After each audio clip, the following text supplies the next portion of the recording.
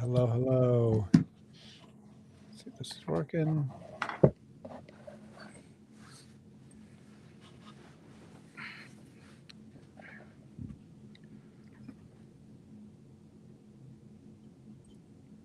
All right, we are on. Okay, we're officially live. So, hello guys. Hello everybody. Hello. We got Nathan in the house. We got Josh in the house. We'll see if anybody else shows up. Lisa said she'd be here. So, oh, there she is. Very good. All right, Lisa, just in time. Very good. We're just getting started. So hello everybody. Hello to anyone that's watching. Happy to be back with another episode of Goddess Bible Study. It's all written up on my blog on edwarddodge.substack.com is the blog. And so we're just going through the Bible, looking for the goddess stuff. And this week, we're just going in order. So we are now, we were talking about King David last time, and now we are here to his son, King Solomon, who is really, we're going to spend a few weeks on King Solomon because he is a really pivotal figure for us here on the whole goddess narrative.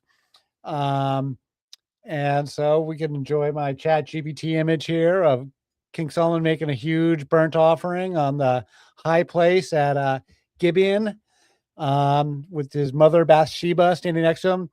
Really, he should be like 15 years old in this picture with Bathsheba. But anyway, it's okay. And we'll get into it. Anyone have any comments before we jump in?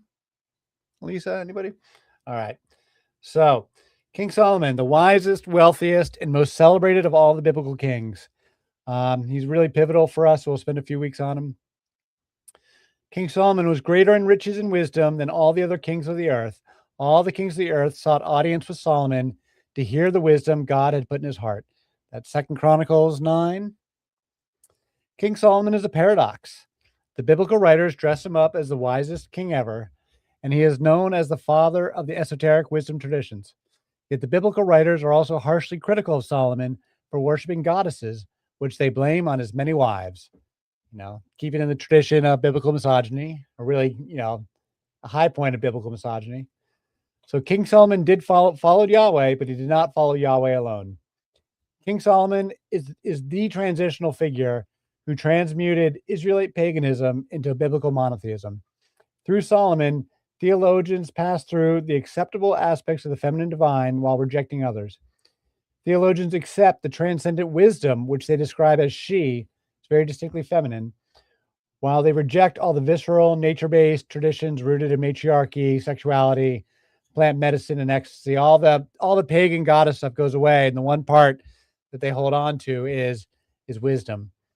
So the ephemeral feminine divine wisdom is seen in all Western esoteric traditions, including Jewish Kabbalah, the Rosicrucians, Hermetics, Gnostics, and modern Freemasons, and so many other groups. The Greeks gave wisdom the name Sophia and commonly presented her as a goddess, a tradition that continues to this day. So you can call Sophia a goddess. It's perfectly acceptable. So King Solomon was greater in riches and wisdom than all the other kings of the earth. All the kings of the earth sought audience with Solomon to hear the wisdom God had put in his heart. That's not the same one. Oh, I repeated myself.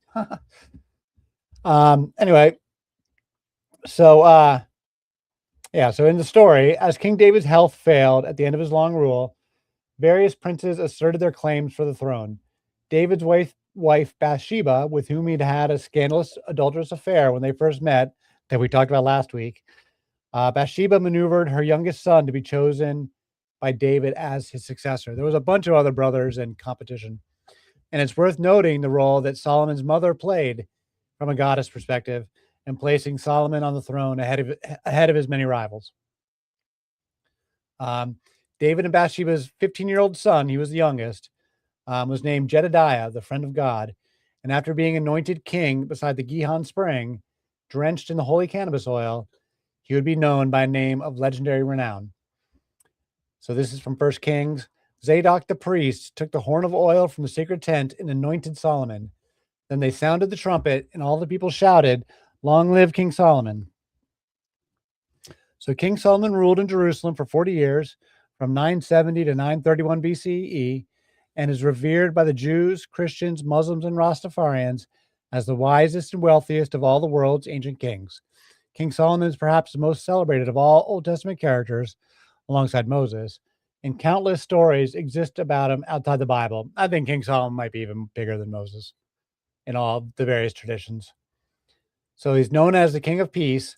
Solomon ruled the United Kingdom of Israel at its legendary height, brought trade and prosperity, and built the first Hebrew temple in Jerusalem. The father of wisdom is credited with authoring the biblical books of Proverbs, Ecclesiastes, the Song of Solomon, and some of the Psalms.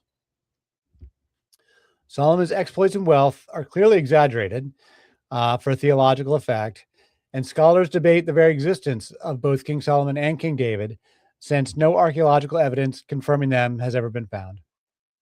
But it is accepted that the Israelites were in Jerusalem during this period, but scholars do not believe that Jerusalem was wealthy, or that, they debate that there was a united kingdom. There was no grand palace or other large construction projects as described in the Bible. But there are artifacts of a first temple. There are megalithic stones that tourists can see in the Temple Mount, and other bits and pieces of like foundation works that people attribute to a first temple. And the big stones you can see are similar to those found in Baalbek, Lebanon, and which indicates a Phoenician style temple. But we don't know what it looked like, and it's doubtful that it was layered in gold. So, like, the description that's in the Bible is not necessarily what was actually there. And I'm curious because if if they found these stones and maybe like a little bit of a foundation and some other like artifacts, were they able to sort of date those things back to what would have been this time period? So, two things. One is you can't carbon date stones. You can only carbon date the dirt around a stone. So, if it's just a rock by itself, nobody knows how old it is in any site. That's part of the mystery of these ancient sites. Um, and but the more important question on the Temple Mount is that the Muslims won't let you do any study on it. The only part that's been studied is the Western Wall, the Wailing Wall, and the Jewish parts on one edge of the Temple Mount. They've been studied in great detail, and they have the city of David, which is where they were living, the oldest section of the city of Jerusalem. That's all been excavated. That's all on one side of the Temple Mount. And so they know where that stuff is exactly, which is why they know there's no palace or other some of the other big works that are described in the Bible. They know for certain they aren't there. But excavating the Temple Mount itself, since it's controlled by the Muslims, they won't let anybody in. That means that there's a whole basement structure, right? The whole thing's a big platform, and there's all this stuff underneath. There's rooms and things going on in the base underneath that platform, and nobody's allowed in. No scholars are allowed in at all. The Muslims totally control it. So that's part of the mystery of the whole thing.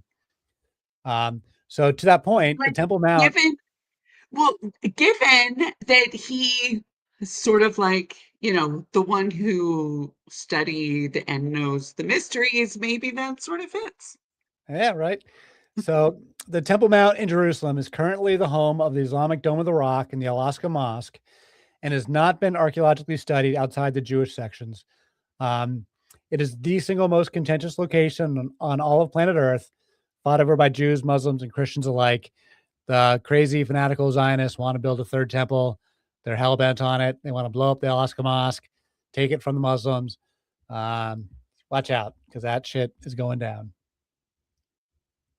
Um, so this is why it's relevant. This is why this stuff matters. This is why, like, when I got into my first research on on my History of the Goddess book, and I started discovering all this stuff and digging into the Temple Mount and realizing that, like, all this stuff that I never paid attention to as a kid in church that was like really interesting, but then that it's like so central to, the world affairs right now, and that the idea of a third temple is like really, a high priority for some of these folks. Um, it really just made it so interesting to learn about, and so interesting to just, watch all these videos on YouTube of people, tourists around it, or what the Temple Institute or the crazy fanatics in Israel that want to build a third temple. They have tons of videos Like they're not shy. They have like a um, whole program. They've got everything on display. They're not shy about what they're doing, and so there's a lot of information to be had about the Temple Mount. It's interesting. They also Um, bulldozed some old graves that were of soldiers. Some of them were the Australian Anzacs as well that died over there fighting during World War II. So they're obviously preparing for some sort of construction. Say that again. About Oh, who is it? they bulldozed down and destroyed a whole bunch of Anzac graves. So soldiers that died over there fighting in Palestine Okay. for the Jewish people, they bulldozed it all. So Well, the Muslims that have actually damaged it, they've actually not only have they not studied it, they've been actively destructive at times of some of they don't want it studied. That's why, they blow up the Taliban was blowing up those statues, the Buddha statues in Afghanistan. Like Muslims are like hostile to studying this history. Unfortunately, there was also something you mentioned before as well regarding the Song of Solomon. In the Septuagint, sometimes it's labeled as Song of Songs. It's very erotic as well, and I think that goes into with the idea of Solomon with his many wives. He was regarded as an excellent love maker, and there's Ethiopian legends of this as well, something that you're very familiar with. I'd love to see that brought up. Yeah, no, we'll talk about that. I prefer the name Song of Songs. Actually, that's what I usually use. But Song of Solomon, I think, is more formal. That's why I changed it. Actually, in the article, I had Song of Songs all the way through, and I went and changed it. Or they call it the Canticles. And I mean, the Song of Songs is great because it's the only. We're gonna have a whole section talking about it, but what's great about that is it's the only romantic part of the whole Bible, like sexy romantic part. Um, and it's one of the few places where like a woman has a real voice and speaks romantically, sexually, in a positive way. And it was really fought over historically within Jewish traditions, whether they should keep it or get rid of it. And there was a lot of people in ancient Jewish world who felt that the Song of Songs was the single most important text in the entire Torah, in the entire Hebrew Bible. That is the like revelation of the divine itself, and the only text that matters. So it's a really cool topic when we get to that. So Solomon's pagan worship. Young King Solomon had to work to consolidate his power and fend off his rivals when he first took the throne.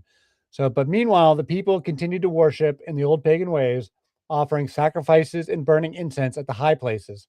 High places were hilltop altars or stone platforms or sacred groves where people made offerings to the various gods and goddesses.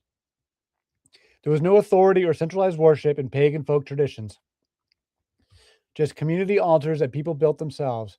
The big cities had state religions and large temples, but in the countryside, religion was a community and family affair. There was no doctrine, dogma, or overarching authority on spiritual matters. Paganism was a do-it-yourself religious framework, and the Yahweh alone reforms would come much later. Not too much later, but later. So wise King Solomon followed the people and also burned incense and made offerings in the high places. The following passage about young King Solomon is crucial. The king went to Gibeon to offer sacrifices, for that was the most important high place. So this is when Solomon first gets the throne. It's a very famous story. He's 15 years old. So Solomon showed his love for Yahweh by walking according to the instructions given him by his father David, except that he offered sacrifices and burned incense on the high places. The king went to Gibeon to offer sacrifices, for that was the most important high place, and Solomon offered 1,000 burnt offerings on that altar. At Gibeon, Yahweh appeared to Solomon during the night in a dream, and God said, "Ask for whatever you want me to give you." So Yahweh showing up at the pagan altar there, because he's a pagan god at this stage of the game. So Solomon answered, "Now, Yahweh, my God, you have made me your servant king in place of my father David, but I am only a little child and do not know how to carry out my duties. So give your servant a discerning heart to govern your people and to distinguish between right and wrong. For who is able to govern this great people of yours?" Yahweh was pleased that Solomon had asked for this. So God said to him, "Since you have asked for this and not for long life or wealth for yourself, nor have you asked for the death of your enemies, but for discernment in administering justice, I will do what you have asked. I will give you a wise and discerning heart, so there will never have been anyone like you, nor will there ever be. Moreover, I will give you what you have not asked for, both wealth and honor, so that in your lifetime you will have no equal among kings. That's from 1 Kings in the Bible. So King Solomon made 1,000 burnt offerings at Gibeon, the most important pagan shrine, and rather than being angry, Yahweh rewarded Solomon by granting him wisdom. Solomon took that blessing and became the philosophical bridge between the pagan and monotheistic traditions. The Book of Chronicles, which is written later and has the Book of Chronicles and the Book of Kings are both telling the biographical stuff, but the Book of Chronicles is written later and makes all these corrections. So it tells the same story slightly differently. The writer of Chronicles altered the detail that Gibeon was the most important high place and changed it to be the location for Moses' tent of the meeting instead. This is a clear example of revisionist history as the Bible went through generations of writers over many centuries. So this is from the Book of Chronicles.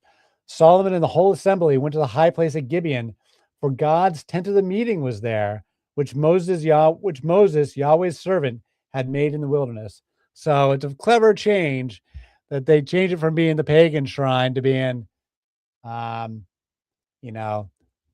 they got the tent of the meeting. Nice black cat there. That's fitting. So for all of King Solomon's great attributes, he is harshly criticized in the Bible for his goddess worship and devotion to his wives. King Solomon built a temple or high place to Astarte in Jerusalem, and the writers blame Solomon, at least in part, for the later breakup of the United Kingdom of Israel into Israel and Judah. Solomon is said to have had 700 wives and 300 concubines. He loved women, and the women loved him. The king was a sensuous man who appreciated the finer things in life: luxury, poetry, wisdom, and love. King Solomon likely took part in the Hieros Gamos, the sacred marriage rituals. The Song of Songs comes from a genre of sacred love poetry used in these traditions. The king had close relations with the goddess-worshipping Phoenicians, who helped him build the Jerusalem temple and with whom he engaged in wide-ranging trade. Comments? So this is back from the Bible. This is 1 Kings. King Solomon, however, loved many foreign women besides Pharaoh's daughter: Moabites, Ammonites, Edomites, Sidonians, and Hittites. They were from the nations about which Yahweh had told the Israelites, "You must not intermarry with them, because they will surely turn your hearts after their gods." Nevertheless, Solomon had held fast to them in love. He had 700 wives of royal birth and 300 concubines, and his wives led him astray.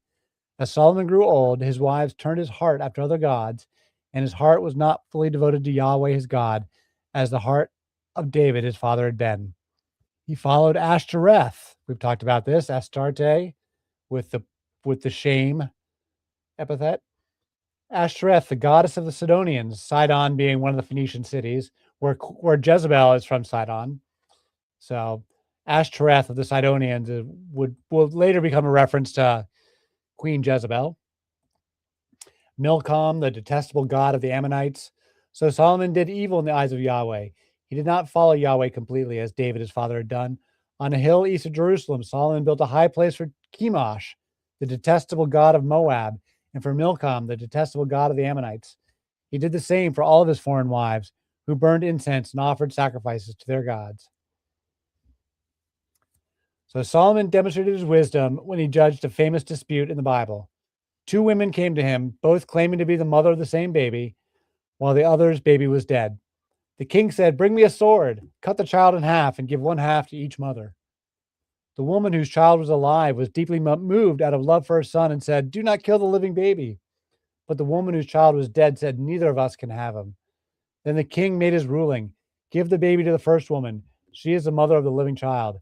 When all Israel heard the verdict, they were awed by Solomon's wisdom. So back to 1 Kings. God gave Solomon wisdom and very great insight and a breadth of understanding as measureless as the sand on the seashore. Solomon's wisdom was greater than the wisdom of all the people of the East and greater than all the wisdom of Egypt. He was wiser than anyone else, including Ethan the Ezrahite, wiser than Heman, Calcol, and Darda, the sons of Mahul, and his fame spread to all the surrounding nations. He spoke 3,000 proverbs, and his songs numbered 1,005. He spoke about plant life, from the cedar of Lebanon to the hyssop that grows out of the walls. He also spoke about the animals and birds and reptiles and fish. From all nations, people came to listen to Solomon's wisdom, sent by all the kings of the world who had heard of his wisdom. So in the book of Proverbs, we will see how Solomon describes how wisdom was at God's side as he laid the foundations of creation, guided by her hand. And King Solomon would eventually die in his bed, fat, rich, and happy, surrounded by his family and all the women who loved him. If God was unhappy with King Solomon, he did not show it in Solomon's lifetime, or perhaps the goddess just loved him more. So that's all I've got prepared for this week. Next week, we'll dive into some of the wisdom texts in Proverbs, Ecclesiastes, and the wisdom of Solomon. Following that, we'll talk about his great wealth, his alliance with Phoenicia, his building projects, especially the first temple, and also the Song of Songs. And then we will conclude the discussion of King Solomon with extra biblical material, such as Ethiopian legends of Queen of Sheba and the Kebra Nagast and the Ark of the Covenant, and the Arab legends that I realize are in the Quran, with all this magic and the Ring of Andalib. So, yeah, that's all I've got prepared. We can just talk about anything now. An observation. I'll let you talk about that. Ladies first. Now, my observation is that, if, like in the story, if Yahweh was pleased with Solomon and he said, okay, because you asked for insight to rule the people and everything, I'm going to give you everything. And Yahweh kept that promise. And even though Solomon apparently, was really practicing paganism more than anything, it seems to me that all of the blessings of, wealth, and he was really well loved and well regarded, and he had all of the women and all these things. It seems to me that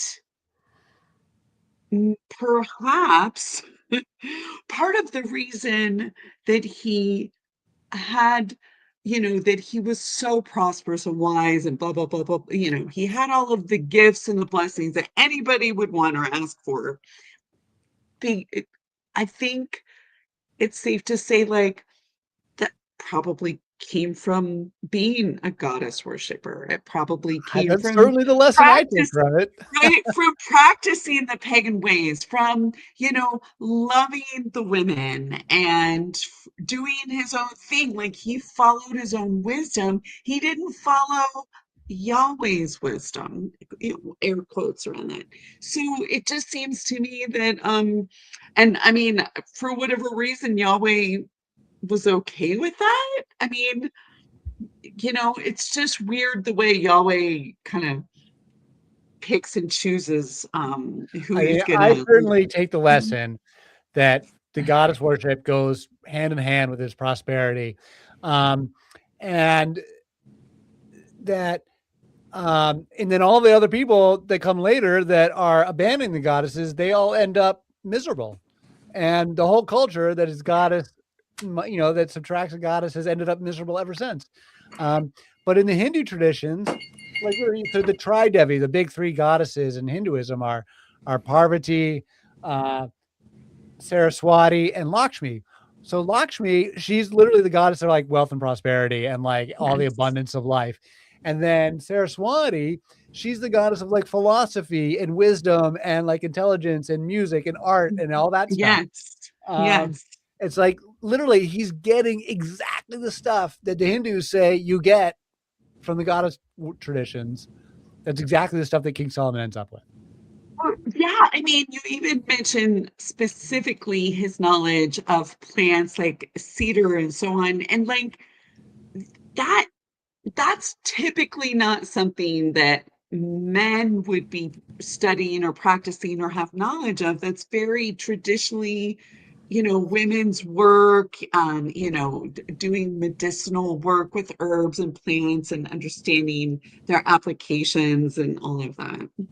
And that's a big theme also in the Song of Songs. Lots of plants, and the drug plants are all listed in Song of Songs for sure. I can't wait till we get to the Song of Songs. I think you're spot on too, Lisa, by the way, not Yahweh's wisdom. I think that the text has gone through very much editing, as you mentioned the groups, Hittites and the other ites, Semitic people as well. Those groups also worship Yahweh. So matching up with what Solomon's doing, worshipping other gods, they certainly were as well. And they were going out raiding, worshipping Yahweh. So I think Solomon's kind actions and wisdom is coming from goddess traditions, not maleistic Yahweh. And we see Yahweh having wife, we see El having that same wife, and that being the mother of Yahweh in all different traditions. So it's kind of ironic.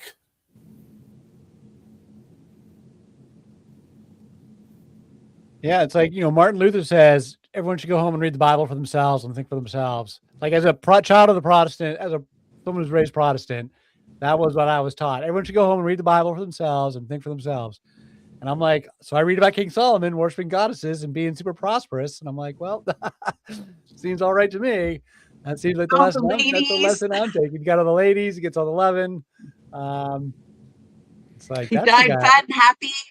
Yeah, he died fat and happy. He doesn't get murdered by anybody. His children love him. It's a very confusing text, isn't it? I mean,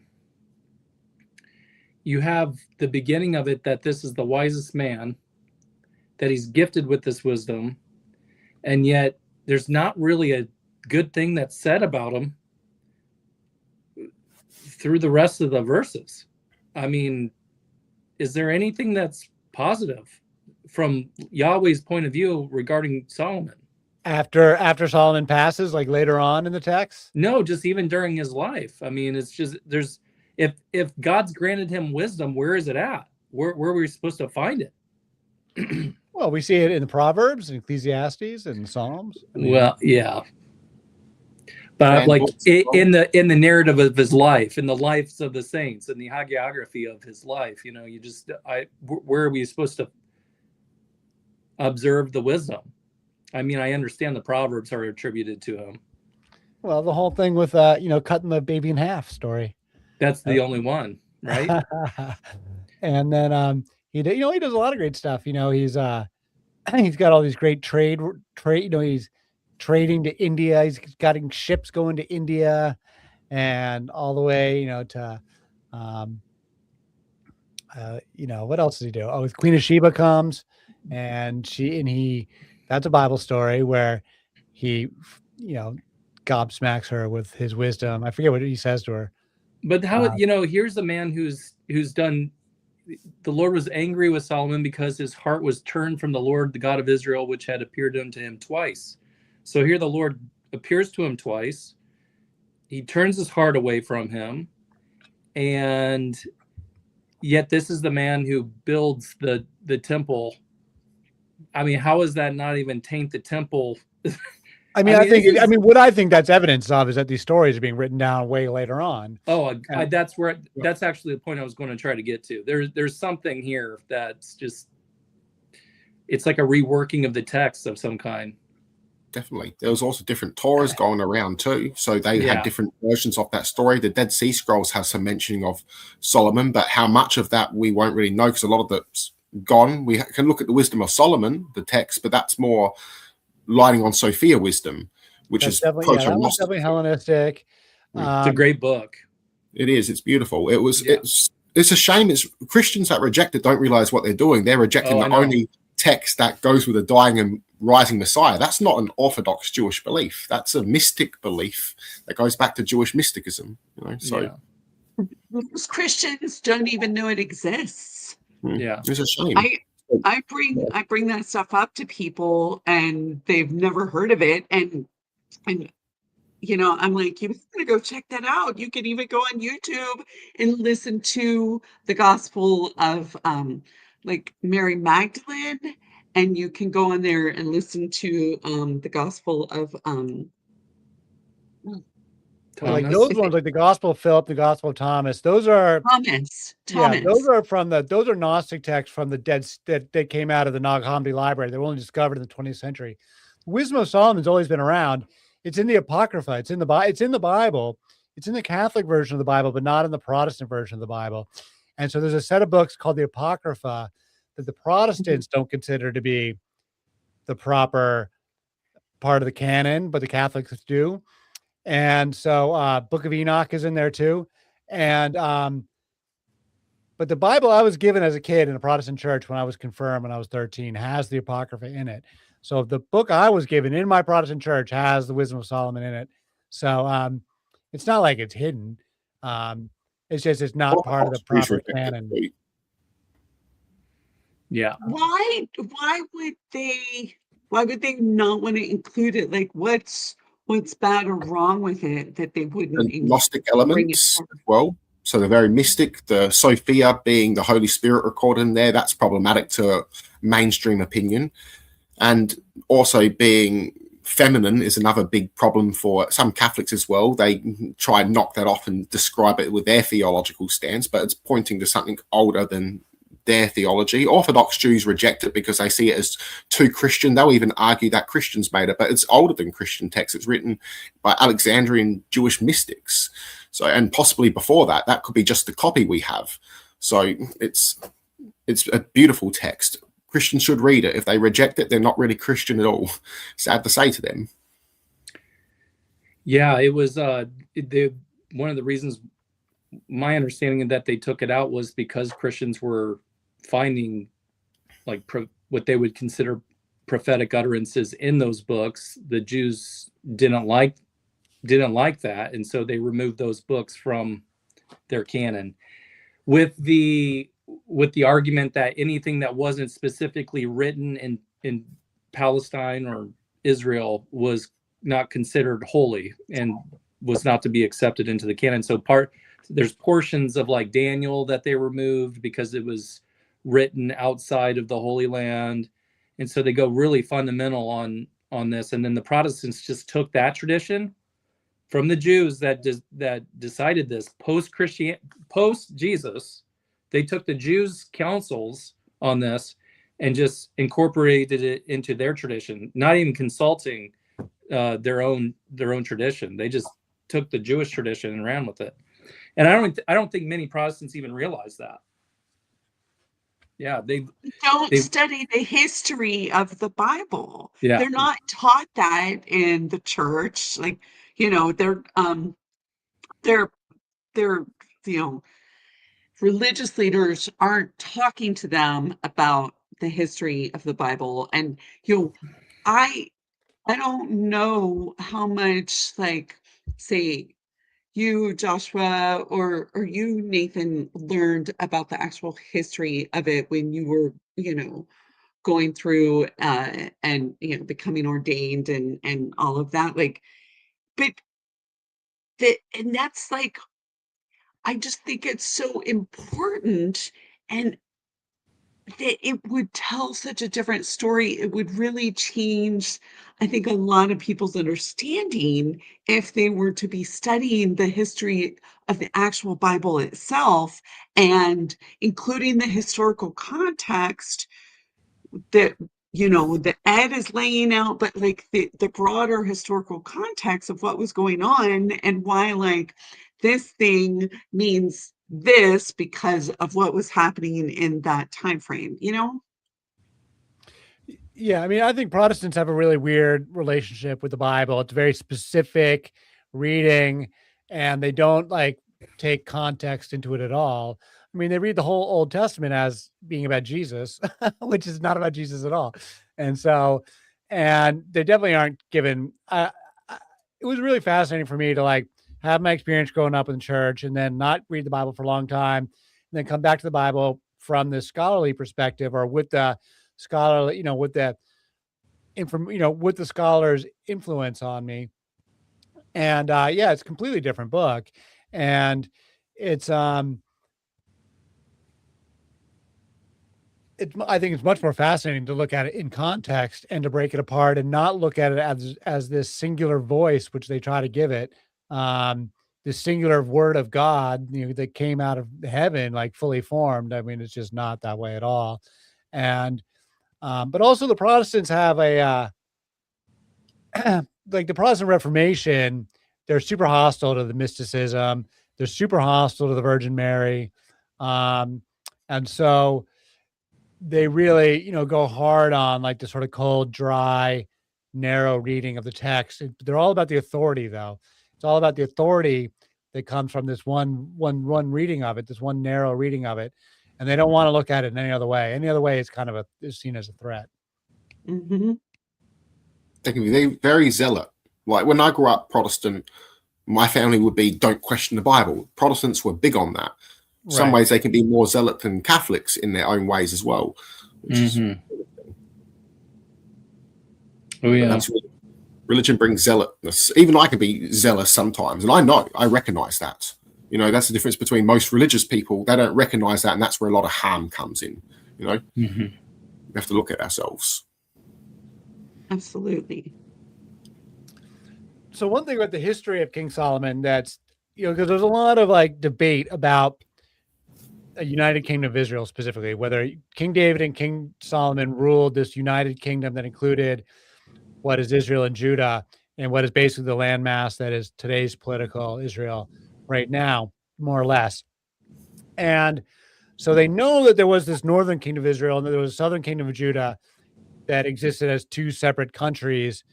Firm archaeological evidence of all that, because as I was saying previously, the time period of King David and King Solomon is an illiterate time period. There's no records on anybody. So we don't have any good context of this time period. The writing kicks in like 100 years after King Solomon. 850 BC is when we get the first hard evidence of writing. So I would have started a little bit before that, but really there's no writing at all. And then you see writing again on coins, on steles, on monuments, and it's a new language. It's Hebrew comes in as a fundamentally new language, like with phonetic alphabets, copied from the Phoenicians. And so what's interesting about another thing about King Solomon is he's credited with writing all these books, but he didn't write anything because it was like totally not literate at that time period. Everything that's attributed to Solomon would have been oral at the time. And they never talk about Solomon as doing any writing. If you notice in the text I had, they say he knew 300 proverbs and he knew so many psalms. It never says that he wrote them down.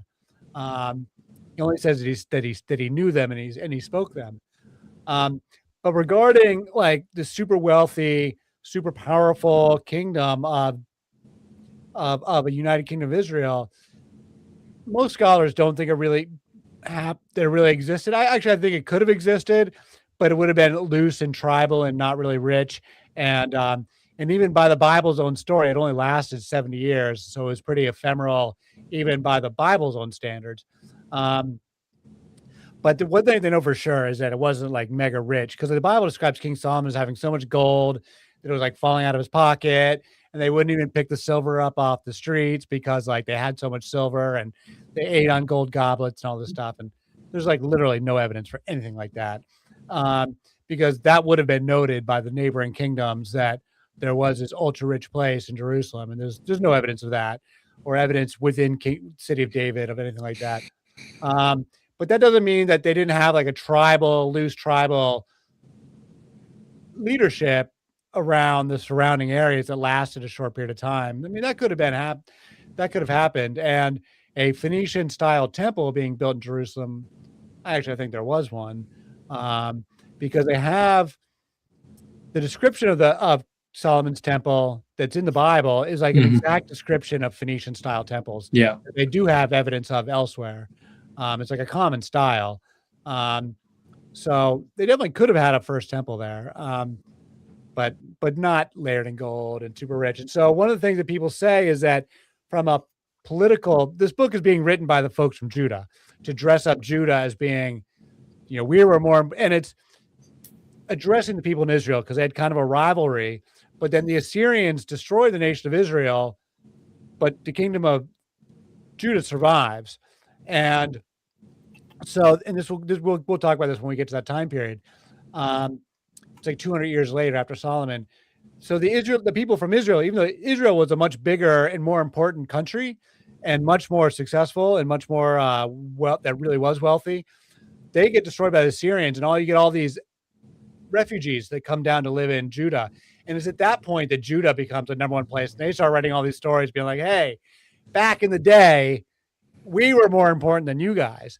And so a lot of the scholarship, this guy Israel Finkelstein is a famous archaeologist scholar.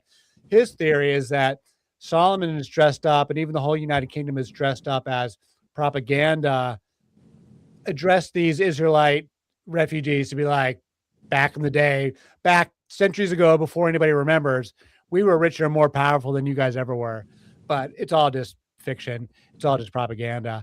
It doesn't mean there wasn't a King Solomon. It just means he wasn't as rich and powerful as the Bible claims.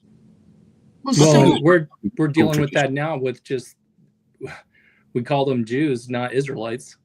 I mean, that's still, I mean, that from this They're very not Jews at this time period, they're Hebrews. They don't really get to call Jews until later. Well, That's right, but it comes from Judah, which is where they all went to. Right. Yeah. No, you're right.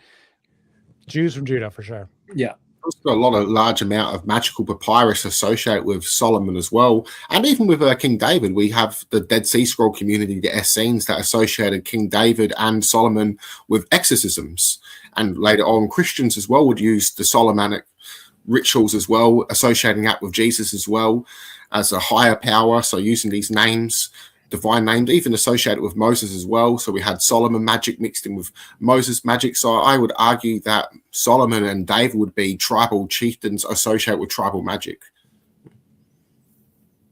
Solomon, so I totally think what you're talking about with like this propaganda thing makes so much sense too, because they even go so far as to be like, well, he knew more than, Egyptians and, all of that. Like clearly they also have to kind of like puff themselves up and make themselves to look better than this, the Egyptians because of their escape from there and so on, right? And they have to make it look like they know all this stuff, and Egyptians don't know the things, or that Solomon knew. I mean, it just makes too much sense. And I noticed that in your text, it's like they're trying to rival Egypt, where they kind of came from in a sense too, right? Absolutely. And then later on, I didn't mention in this text, but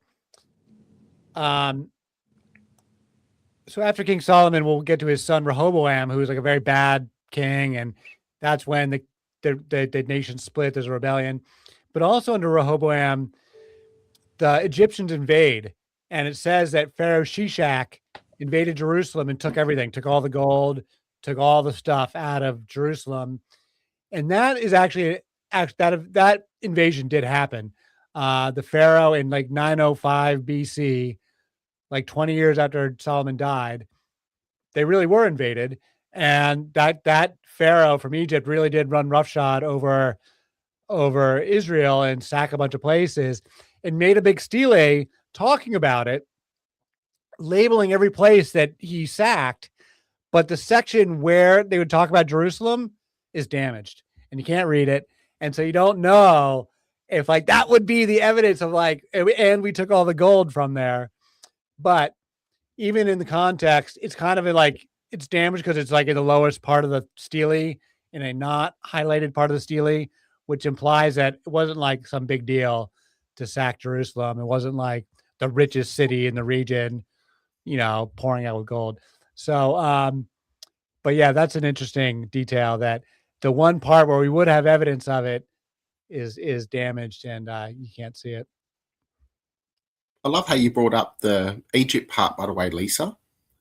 And something I also think a lot of things came out of Egypt regarding Judaism. I think even the idea of not eating pork, because Egyptian priests would not eat pork and they considered it unclean.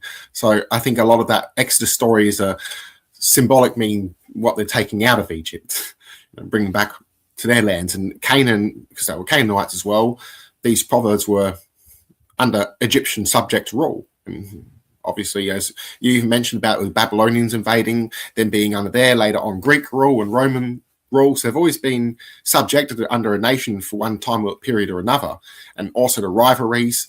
So it's a fascinating history. You have to look at and debunk the Bible in some ways to get that source of history, because that history is fascinating. You see goddesses, love, you see wars, rivalries, friendships, everything. It's a odyssey. Yeah, and that's why the United Kingdom, the independent kingdom, is so important. There's we're in our third one right now, but historically there's the one independent kingdom with David and Solomon, and then they get sacked by the Assyrians and have to, even in the first temple period, they're defeated by the Assyrians, and then they would be ruled by various other groups all along, and by the Persians and the Greeks, and then so much of the texts are being written in that time period. Then they get the second independent time period between the Greeks and the Romans that's the Maccabees for another 80 years, and they have a brief period of independence, and that's when they write the Torah and they become the Jews as we know it, and then they're defeated again by the Romans, and then now is the third kingdom of Israel that we're living with today. That, as Benjamin Netanyahu pointed out, is also coming up. All the first two kingdoms lasted about 80 years each, and the third and the one we're in right now is coming up on its 80th year. It like just had its year 75. So they're all, thinking like that. Oh, Well, that's here's interesting. Here's a question though. I mean, aside from knowing that Solomon, made burnt offerings and went to all the, sort of like pagan altars and holy places, how do we know? Because there's so much magic and mysticism that he's associated with, and that, from what I've heard, he is supposed to be the one who like came up with all of this stuff and all this different magic and sigils and all these kinds of things. How do we do we know how he became associated with that stuff? Because Nathan, you kind of sort of started to speak to that. And I just, I know people that practice that kind of magic. And they're still going back and they're using like Solomon's seal and all these different things, and they're practicing this magic that they ascribe to him. And it's very devoid of actual spirituality, and it's not pagan.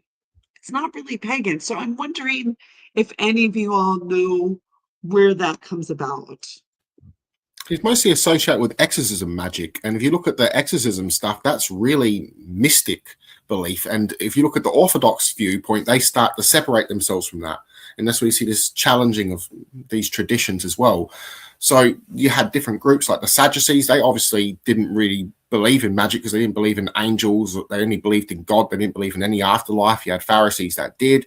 You had the Essene groups, and there were multiple different views. And these are all apocalyptic traditions and wrapped in mysticism. And you see exorcism with them. You see rabbis that are doing it early on, but they're dissociating themselves from it, and they're dissociating themselves from the magic. So I see the magical side is that early esoteric side. And if you look at their beliefs, they were kind of hostile to a lot of pagan faiths in their sense too, because they viewed them as fallen angels, as their pagan gods. So they viewed them being adversaries of their God.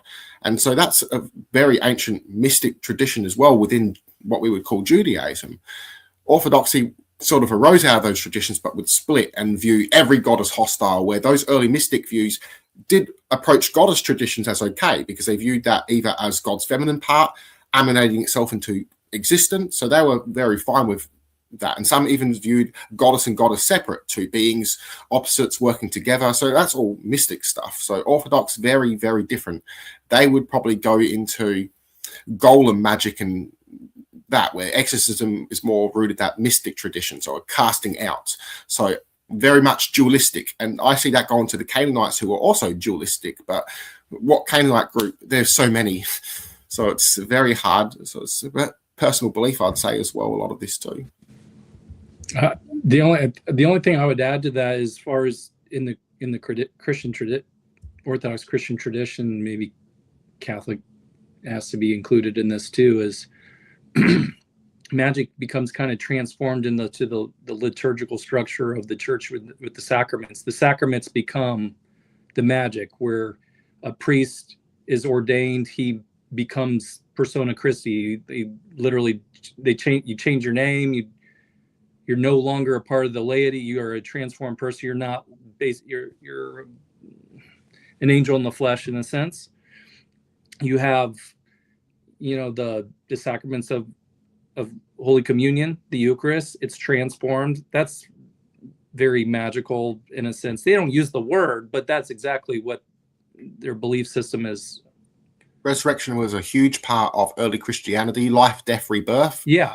We find the Valentinian early Christians, or it might have been Cephian. I think it was Valentinian. It might have been Cephian. I have to relook at this one, but they would baptize the initiate to be fully accepted into their Christian community on Easter to replicate that life and death. They would pray all night. They would fast, be baptized, put on the white tunic, and that would symbolize that rebirth.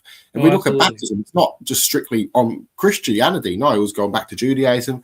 You can see ritual washing in other religions too, ancient Egypt as well. So it's that cleansiness. Also something that was mentioned by Edward before the text that he was reading, the one that you prepared, hyssop. That was very important in the ancient past because you can make soap out of that. So again, that cleansing of the skin, the cleansing of the body, the cleansing of the spirit, that rebirth, that's wrapped in all ancient mystic religions, pagan Christianity, which is also a paganism. It's a Gnostic heresy. Christianity is it arose from a Gnostic heresy, which is interesting.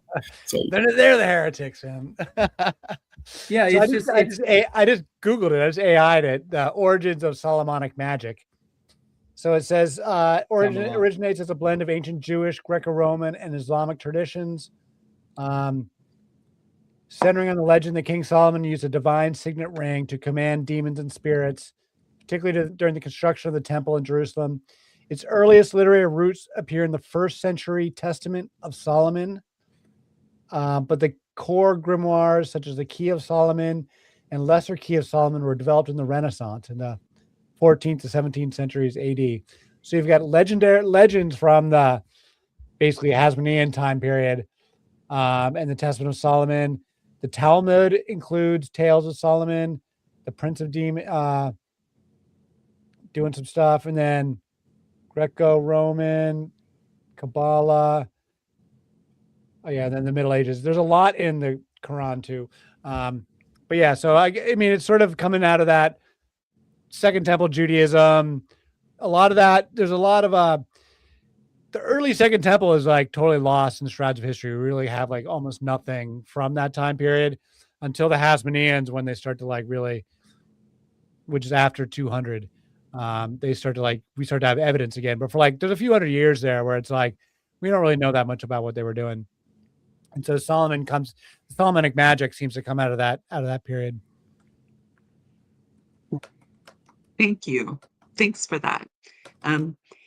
It sounds like the Renaissance period really is a lot to blame for what people I think they're practicing now and using all these different symbols and so on and attributing it to Solomon. I think that's really interesting.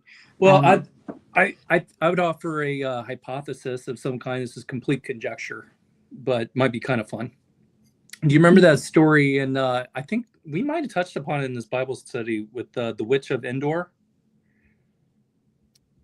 I mean, I know the name, but I don't really know the story. It's in Samuel, where they call up Samuel from the dead.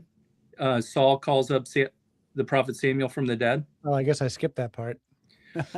Well, anyway, that was not something that was kosher to do, and Saul did that. Got into. We'd have to go back and read it.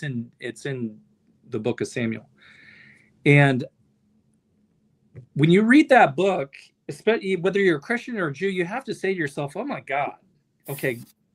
You have the Lord Yahweh here, and then it basically says you're able to conjure up people from the dead and have conversation with them. He was consulting, he wanted to speak to Samuel, the prophet who had passed away, and Samuel comes up from the dead and reproves him for conjuring him up, but someone had to allow this to happen. There's lots of questions around this thing. And as just someone who, when you read the story of Solomon, here's the most wisest man of the Bible, who has all this knowledge that's attributed to him. If you're going to conjure up somebody, who you're going to conjure up? And I think this, you take these two stories and in the mysticism of Jewish thought, and you obtain something of a tradition around Solomon of this kind of secret knowledge that I wouldn't be surprised if it's deeply entrenched with the occult of that kind. Also, zealot mystics too. Like some of the Essenes were very zealot, not all were peaceful as well. The Talmud, for instance, is a mixture of Pharisee traditions that would evolve into the rabbinic traditions. That's a borrowing of Pharisee and mystic traditions because of the zealots that were there. When we look at who was fighting Rome at the last days, the zealots were there, but also some Essenes were amongst those zealots. And we had Pharisees that end up joining that fight because they had no choice. Even Sadducees, even though they were trying to make peace with Rome during the Jewish revolts, they end up fighting alongside because they realized they had no choice. So that Talmud, that they've extensive books, you see a very mixer of traditions there, such as Gehenna. Jews didn't believe in a hell or sorts. That's a mystic belief. So that's a borrowing. So there's why some Jews even reject the Talmud today as well. So it's a fascinating history when you look at all these individual groups and the very zealot nature of some of them. You know, and that's where you get the bringing someone out from the afterlife to ask them questions or to even insult them after death. So that's very crazy. Yeah, raising from the dead just to insult them. Like that's clever. It's They Daniel. with Jesus in the Talmud. They said that he's burning in poo, and that's because he challenged their traditions. They call him a seducer of women, but if you look at the Talmud, they mention that they could marry very young, and that young girl, 3-year-old, could still remain a virgin and passed on to a brother. As in Jewish tradition, you could pass on to the family member. I forgot the name of that law. So I see Jesus as challenging that tradition because he was all big on children. Big thing on that is the early Christians, they were known to be against infanticide. Jewish Christians, they were too. They were rescuing children that were left out in the woods to die. So I see Jesus a part of that tradition, challenging that tradition, and the Talmud community that would be there would hate Jesus because of that. Also a lot of hate because of Christianity, because Christianity would persecute a lot of Jewish people. And so that would also influence the writing of the Talmud.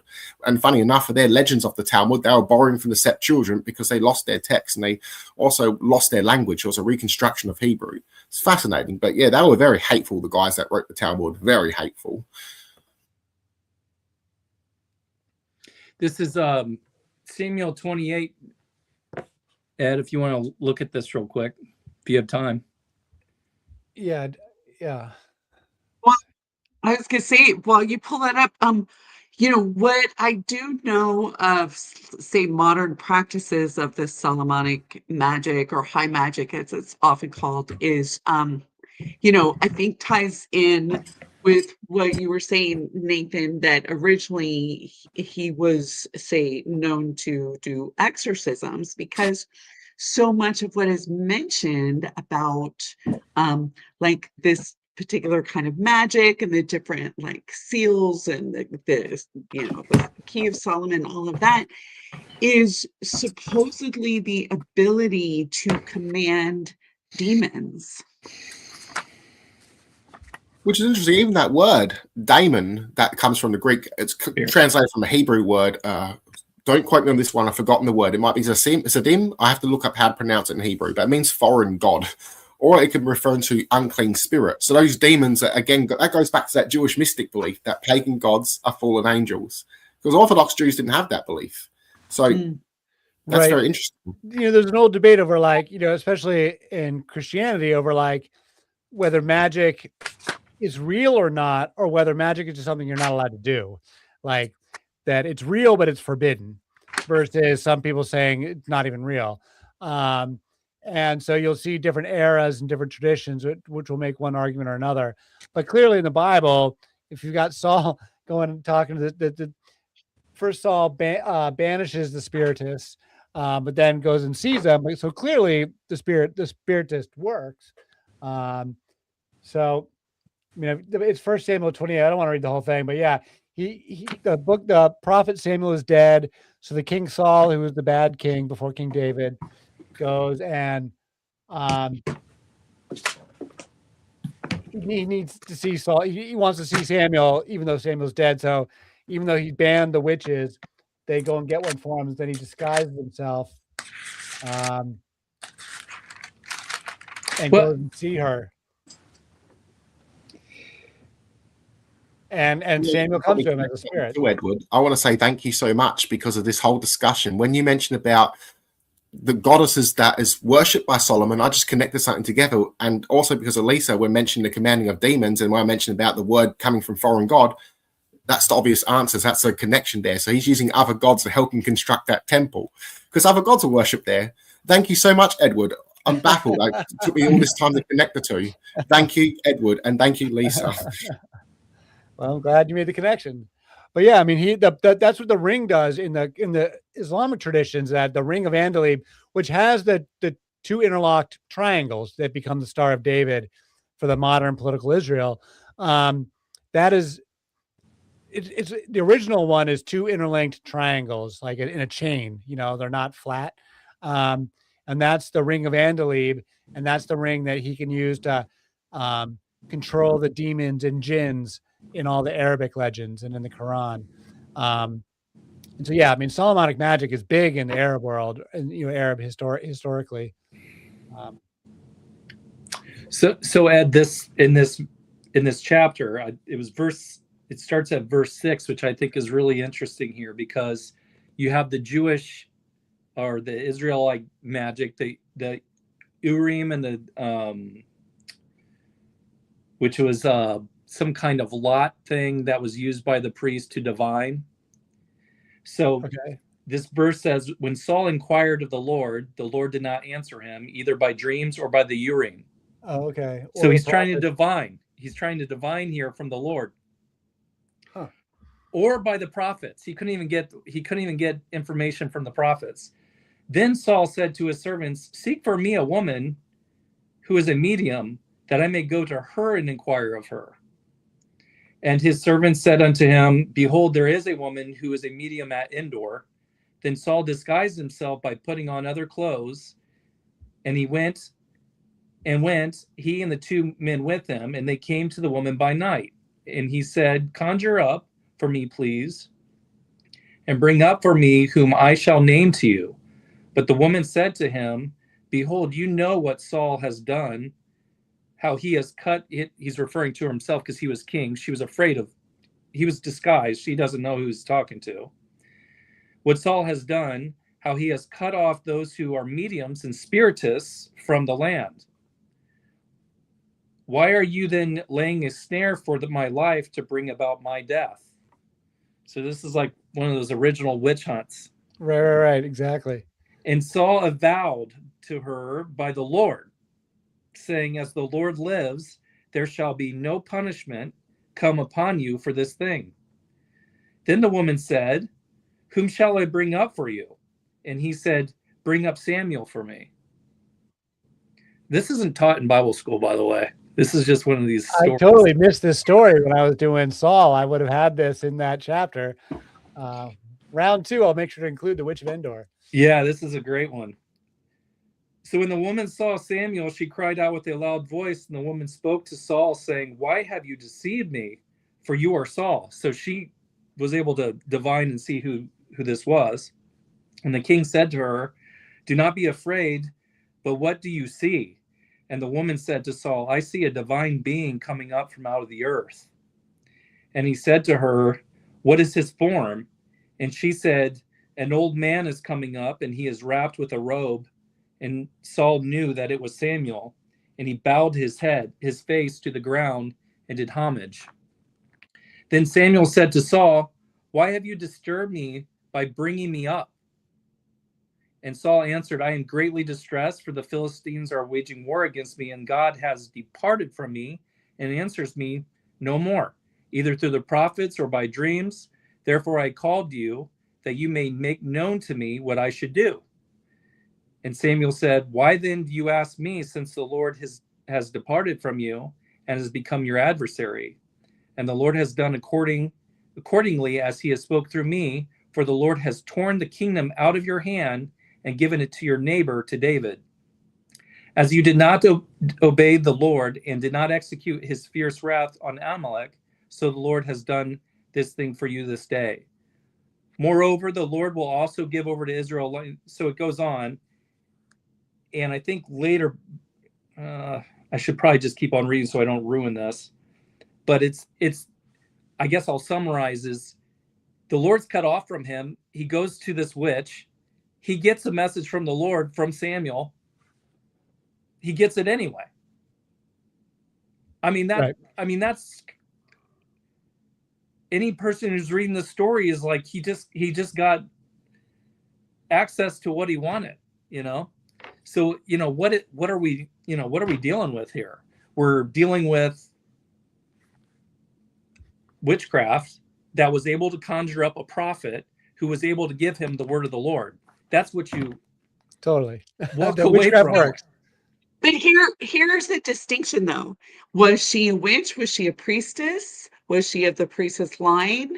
And also, what's the difference between what she does and what a prophet, quote unquote, does? That one is sanctioned and one is not?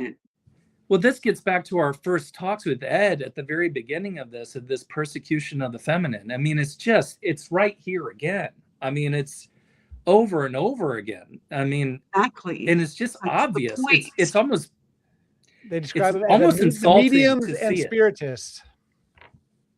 What's that? Right. Mediums and Medium. spiritists. It doesn't say whether it's Right. formal or not. So I mean, so she's probably, you know, a priestess, Yeah. and has these gifts and so on. And clearly they went to a woman in an hour of need and desperation because they knew that she could do what nobody else could. Right. And the implication of banning them was never that it didn't work. It was just that it was like some rival kind of thing, It's dangerous. dangerous. I mean, because it threatens control.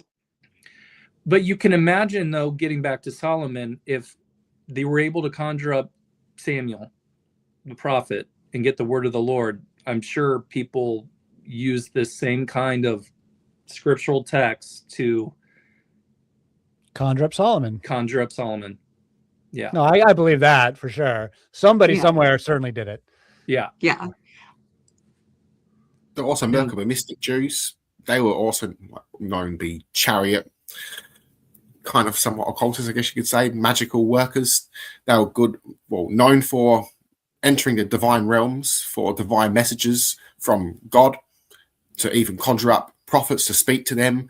But they would also warn about one doing these rituals because one could go insane, could be incinerated by God, and all sorts of crazy stuff. So it's pretty cool to speaks to the mention that. conversation we were having last week about, the spiritual anarchy that we're like going through right now as all these chains come off and all these restrictions off of this sort of, because this stuff has been kept under wraps fairly successfully for the last 1,500 years, at least in the broader culture. But now it's like bursting open again, and people are diving into it headlong without any context or guidance, and even the would-be teachers are flying blind. So whether it's a plant medicine or modern magic, people are diving into all this stuff, and you can get hurt because the stuff does work in varying degrees. We figured out how to split the atom and destroy like civilizations. Just, we are messing with technologies now that I don't think we fully understand, nor do we have the maturity to handle this kind of power. And the AI too is now just yeah. I mean, this is really, I think, like our conversations in this, I don't know where this will eventually develop, but why we're at great peril is because there's a major imbalance in our world, and it's because we are totally tipped towards a masculine ethos in our philosophy and our theology that desperately needs a counter. I mean, even worse than that, we're tipped towards an atheistic, materialist lack of spirituality at all. That I think is in the West has just totally become toxic in the West. And the Western culture and Western intelligentsia has just become completely rotten on just like we're at end stage of the Enlightenment, where we just can't take this question, do you believe in God, any farther, because like it's just leading us to catastrophe as a society. And so it's a lack of spirituality and the lack of spiritual morality and and guardrails that are allowing people to just run wild, building all this AI, knowing full well how risky it is. But they're like, hey, we're going to get rich. And if the world burns down around us, like, so be it. Ed, I think the reason why that is it's a philosophical undertone of monotheism, and we cannot, philosophically, we have not connected it to monotheism, but I think it's the direct result of it. Because if there's only one, and we are all one, there's no consequence for another. It's logical to think that way. I mean, if there's no respect for that, we can't really harm another because everything is one. There's nothing to harm. So there's no respect for anything. Am I communicating that? For example, if I'm as a father, I don't have any children. All I care about is myself in my own house. And I just take care of myself. I'm just one unit. There's not a care for anything for anybody else. As soon as I have a wife or a child, I have to be thinking about another person. Right. So this monotheistic view has like consequences, I think, in our society on a sociological way. I just add that. I just think that the bigger consequence is that people can then in turn not believe in it, and then not believe in God at all, and have if there's no God at all, then if there's no higher power to submit to be a part of, then we're the gods, and then you're getting into that scenario where there's no consequence to anything, because like we just live in a chaotic universe with no consequences to anything, and it's pure nihilism. It's pure nihilism and narcissism. Yeah. It's nihilism and narcissism. That's what it is. Yeah, and it's been like that for 100 years. It's been like that since before any of us were even born. The whole 20th century is driven by nihilism and narcissism.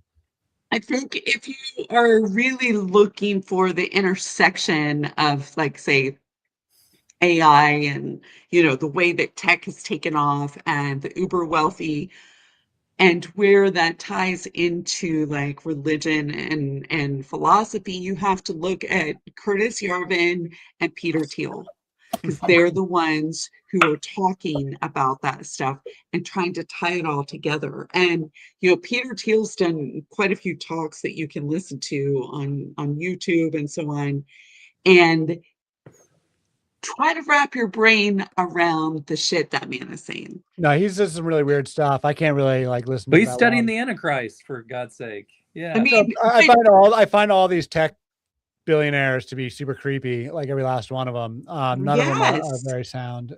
Peter Thiel is especially weird. They're out of touch with the animate world. Yeah. And that's one of the biggest problems I think that we see, is because this like dominion over, this power over, this patriarchal power over thing it thinks it can just take whatever it wants and do whatever it wants. And yes, Joshua, there's no consequences to that. Yeah. And when you blend that super technology, superpower, and wealth with this imperialist instinct, going back to the British Empire, to like take over the whole world, and just have this cabal of oligarchs that just run the world, and then you give them all this crazy technological power. I mean, what's stopping them? And that's kind of where we're at right now. Entirely, we're like on quite a precipice. Regarding nihilism as well, something interesting with Nishki, even though he warned about religious power, he also warned about a world without religion or spirituality, that it would arise up mental illness, which is also pretty interesting as well. So we need that spiritual balance. We are spiritual people. We've evolved this way for a reason. We are social. We're not meant to be crammed up in a little bubble by ourselves. That's damaging to our psyche. We've showed that. What happens to prisoners when we lock them up in a room? They go batshit crazy, And a lot of the prisoners, if you look at them too, they are either a mixture of religious and atheist, but not just any atheist. Ones that don't believe in nothing, and that includes themselves. So we have to be careful even with that word atheist as well. Most atheists are looking towards being beneficial without an idea of a God, where others just don't believe in nothing, and that is very harmful. We have to believe in something, whether it's a loved one or yourself even. So we need something, and something that brings us to that humanity of ourselves, that connects us. As a goal of our species, we're meant to bring balance to this planet, not destroy it. We're out of balance. We're out of our evolution cycle. So you can call that the fall. And our ancestors knew about evolution. They weren't stupid, not the way that we were familiar. We had early Jewish Christians and early Jewish people, and Greeks, of course, that believed in evolution, that we came from a common ancestor. They couldn't explain it. We knew about the rotation of the earth. Not everyone accepted that belief. So that spirituality is what ultimately connects us to seeking something higher than ourselves. That's really good. I don't know if it's so much a problem with atheism, but atheism, and maybe that's the neologism that we need to coin. I haven't heard that. I just kind of what say the word again? Atheism. So explain it. Thea is goddess. Okay. We are atheistic in the sense that we don't include her, and right. So this is the imbalance, and we have to be very precise, I think, with our terms now, especially as we're trying to bring this out in a monotheistic world that has given us the words that we're supposed to use and communicate, and they've left her out intentionally. We don't even have the words for her to be able to communicate these spiritual principles. And so, I think that's why this Bible study, and a lot of people before us, Lisa, you've mentioned there's a lot of trailblazers here, but we have got to start, I think, using words like that to tweak out what we're really dealing with here.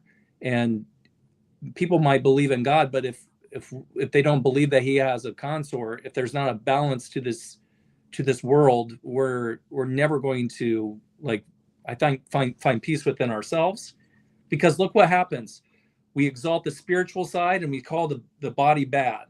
That's a division. That's not peace. That's chaos inside. That doesn't rest the heart.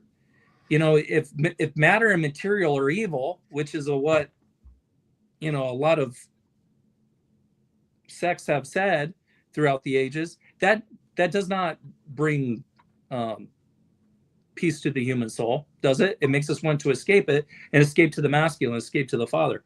There's something off there. It's and it makes us selfish. It makes us not think about the present, not take about care of our community, because we're always thinking about the future. And I have to escape this prison planet. I have to escape this body.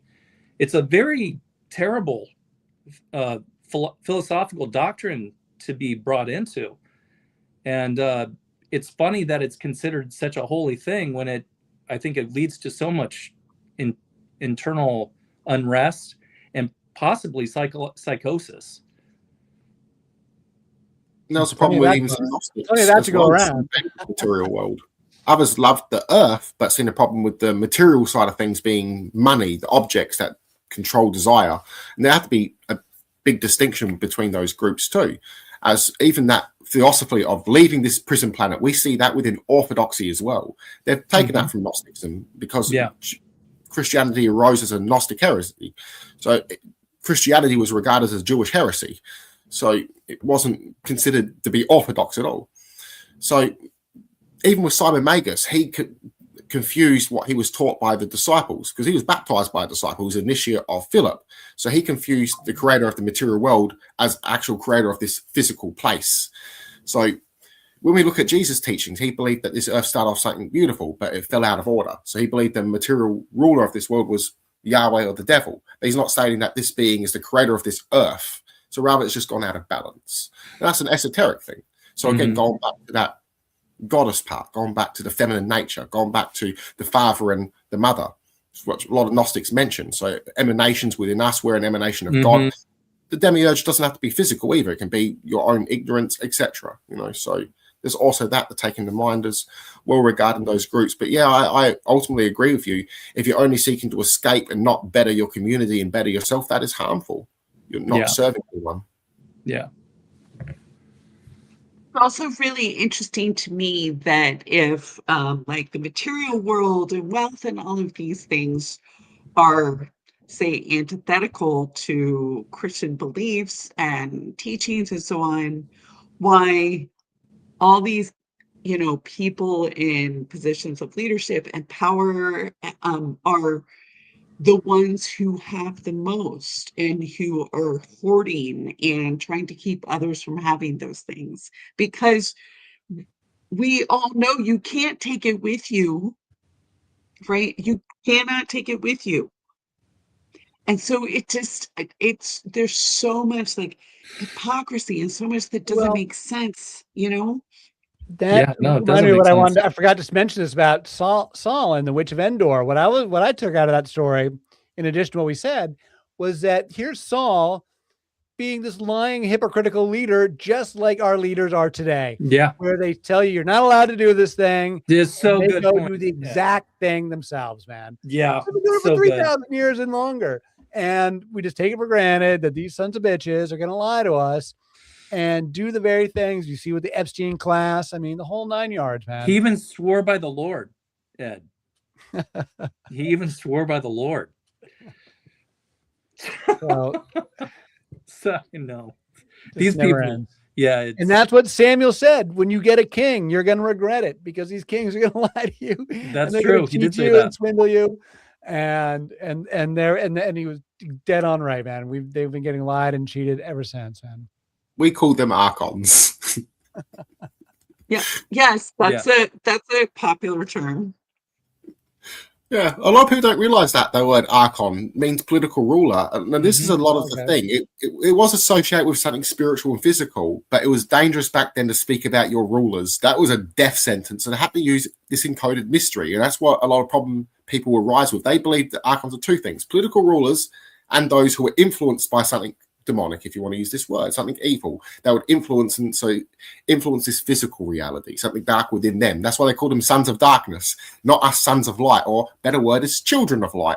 We always have to use the malest word we can. So like Hios can be child, not just son.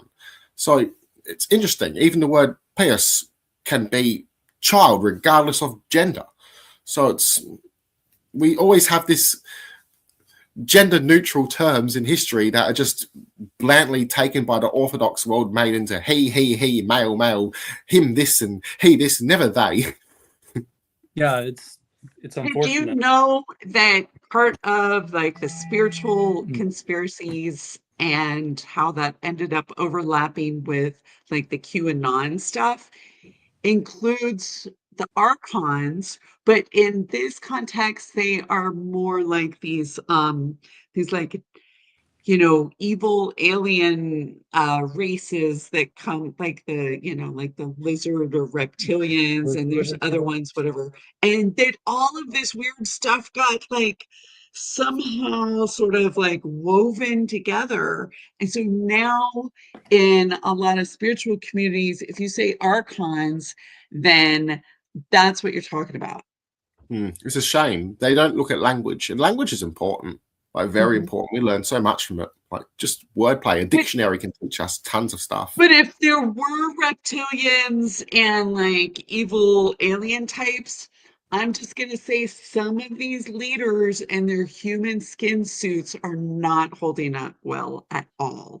They have to come to here in Australia. I mean, if there are lizard people running it, they are like Peter Thiel's one of them, right? And they'd be living here. We get hot enough. I don't see any. I just see sunbaking lizards on the rock and every now and then a brown snake. Well, that's why they keep saying these weird things, because it's actually not their like native language. They're actually not even native earthlings. Look at Mitch McConnell. We could look at Donald Trump. Like some of these guys, like, right? Or gosh, what's the one guy who like looks like an alien? Just, I mean, it's like clearly he's not human. And I mean, even Zuckerberg doesn't really look human. Bill Gates, all these guys, man, they're all goofy looking. Zuckerberg looks like Data from Star Trek. A lot of politicians are really just rich hillbillies. I'm not surprised if you'll see him out there drinking moonshine while having two cousins at once. Yeah, a lot of them, like even the royal family. The Queen who recently passed, she was married to her distant cousin, so they always keep it in the family. Our Australian politicians too. your guys' American ones, that Hillary Clinton and Trump, they're cousins. So No. yeah, Come yeah, on. and yet, They but are? yet they're rivals. It's like, but yeah, they're cousins. I didn't know that. I don't. Yeah, think it's crazy. It goes back so long. ChatGPT it. that can't. Yeah, they're distant cousins. It's back. ChatGPT will come up. They're related. I think that includes Barack Obama somehow. There was one that would. I mean, some of these people definitely are. Barbara Bush was related to the occultist. I don't know if this is true or not. I couldn't even find it. I couldn't even verify it. Aleister Crowley. Yeah. Is that true? Aleister Crowley? I forgot. I think that true? George Bush's grandma was dating him. I think that's what it was. Oh. Um, there was some connection there. I was like, what? Yeah, something like that. But I know the Hillary and what's her name, Trump, they're cousins. Yeah, and I found that hilarious. Right, so there's some reporting here that that they do have some relatives. Yeah, from royalty in England. Of course, I expected to learn tonight at Goddess Bible Study, Nathan. So it's really wild. Yeah, there's a reason I don't like politicians. So it's interesting too, because what we're seeing is like we're talking about this story about this man, whether he was real or not, and this sort of like fiction and propaganda, which was Ed's word, which I think is really spot on. Like he was wealthy and he was wise and he had all the things and so on. And, it was better than everything else. What does that sound like? Who does that sound like? Oh, yeah, Trump, right? Yeah, I mean, here in the US, right? It's, and I'm so glad I'm not. I like, and he told his disciples, who pays the taxes? Do their families pay or do strangers pay? And they say strangers. And this is something that he's challenging because it was anti-political, not full on in the sense of some of the zealots that they were, but even the saying, give to Caesar what is Caesar's. That was a zealot saying to give to Caesar what is Caesar's and give to Israel what belongs to God. So God owns Israel. So it's very interesting. You see anti-political nature. The early Christians, anti-political, challenging Rome getting fed the lions and stuff and crucified and all that. It was Gnostic Christians and Jewish Christians that were being persecuted. It wasn't Catholics. They didn't exist until the 2nd century. Well, I think all this goddess stuff has got to turn political. I mean, this is kind of where I'm at. I think we're due for a spiritual renewal. I think the Marxists and the atheists are headed straight over a cliff. And so when you turn the light of spirituality on to dialectic materialism or scientific materialism, what do you get? You get the mother. And I think we're just due for like this not only a spiritual revival, but like a new way to organize, like around a new era of churches, mother churches. I'm not really a religious leader to go start one, but like, because like our labor unions and political parties are not going to save us. We need to organize ourselves in another way, and we need another way to just fucking talk about, like, reframe the whole conversation and like just these old modes of thinking and old modes of speaking that we brought with us from the 20th century and from the Enlightenment. Like we're locked into this framework that is breaking down, and we need a whole new framework. And that's why I do this work. Is I think the mother can plug in like such a powerful way. Maybe the new framework is the old original framework. It is. It's a return. Smaller, it's absolutely a return. Smaller groups and villages, families. You don't need a church or a temple to go to, because you just walk outside your door. That's where it's at. Right. But they have these community altars though, like, right. And so there's a place for the community to join up to meet and speak with each other and like be social. Yeah. For the big events like the solstices and the equinoxes and the cross quarter days, things like that. But I think it really is a more sort of like personal reclamation. And it's a more familial reclamation. Yeah, we do need, but like we've been treating all this spirituality as like self-help. This is my point. We need to take it from beyond self-help and to like beyond the me generation into the we generation, and like start coming together as like large groups of people that can actually do something about the craziness in the world, because all of the existing structures we have to organize around are hopelessly corrupted. Every last one of them.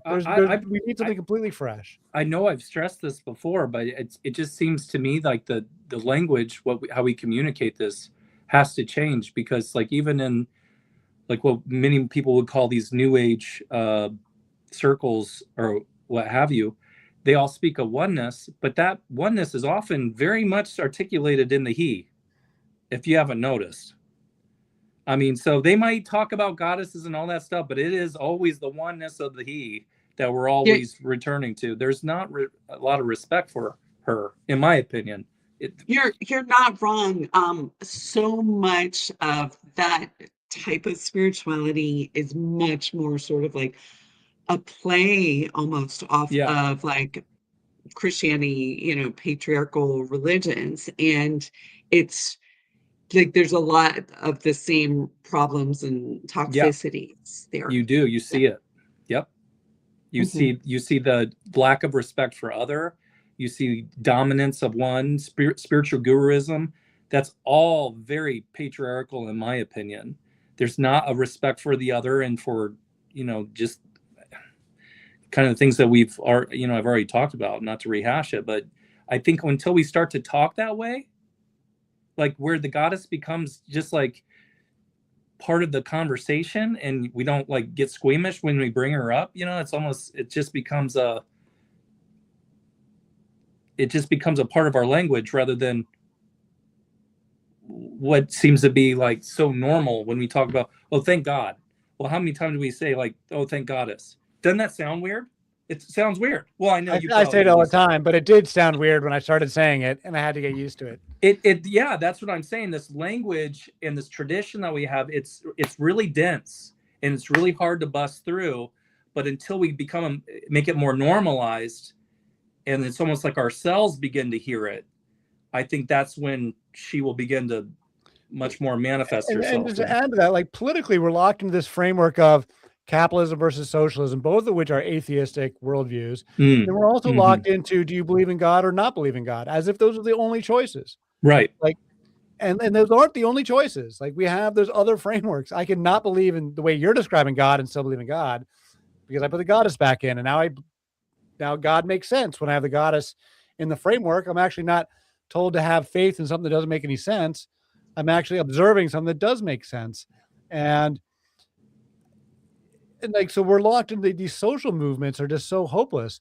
I mean, this whole framework of capitalism versus socialism is just like so done, in my opinion. This whole conversation is just so over. It's so yesterday and so unhelpful.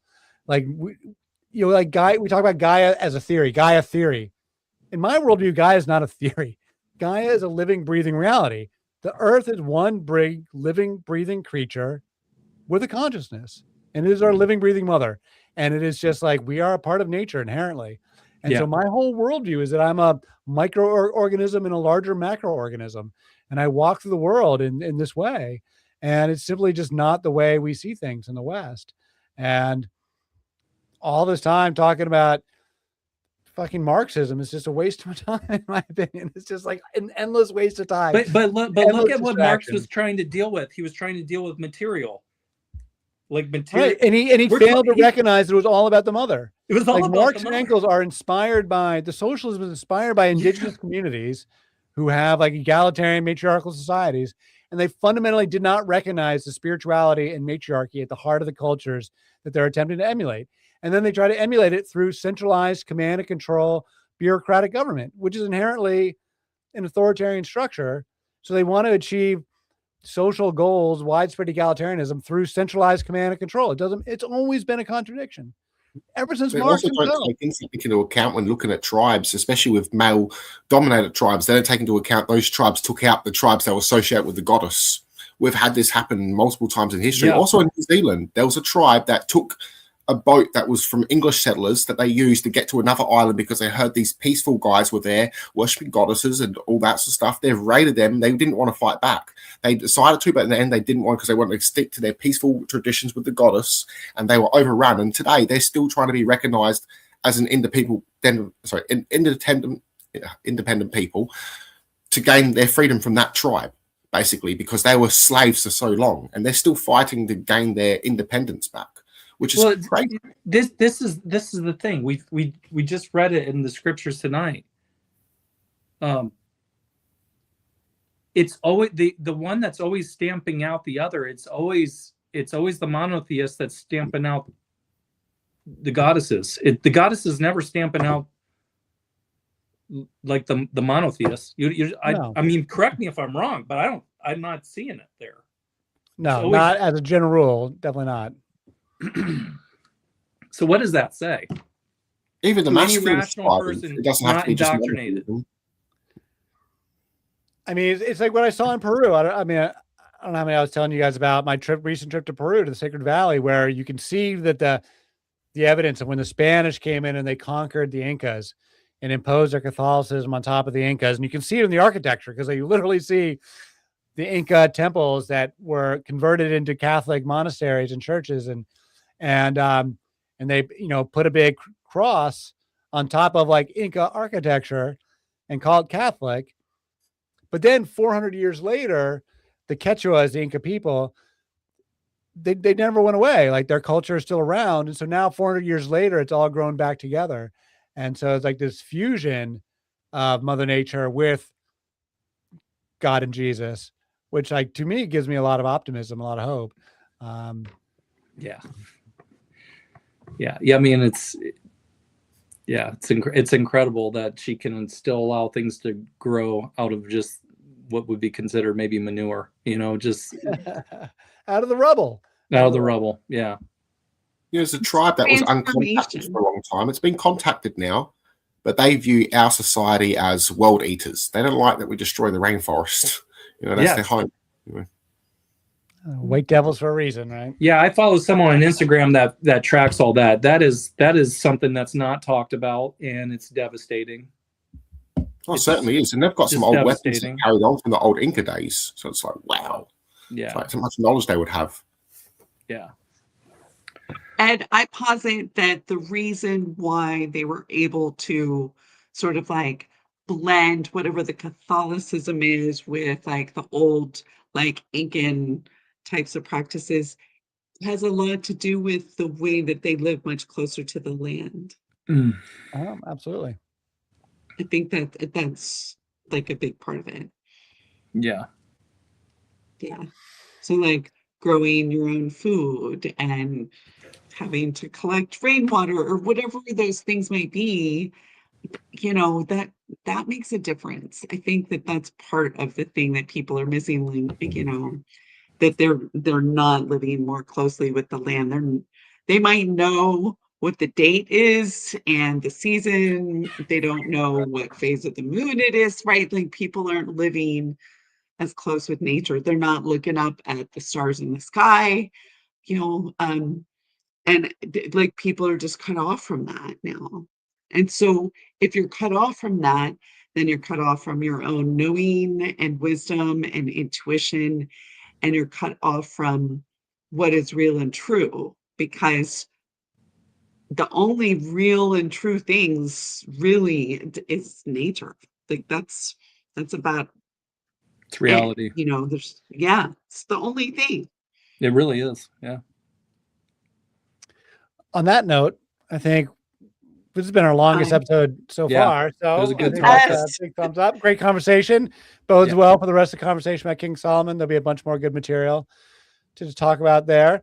So Nathan, if you're still with us, thank you so much, guys. EdwardDodge.substack.com for the write-ups, and goddessbiblestudy@gmail.com if you want to reach out. Thank you, everybody. Thank you, Lisa. Thank you, Joshua. Thank you, Nathan. Thank you. Better than the State of the Union. Yeah, for sure. Oh yeah, State of the Union, just a little bit. All right, we're gonna bomb Iran. We're a holy war with nuclear weapons. Aren't we great? Something to look forward to. All right, you guys. Kali's coming for her cleansing and destruction of everything. So. And on that note.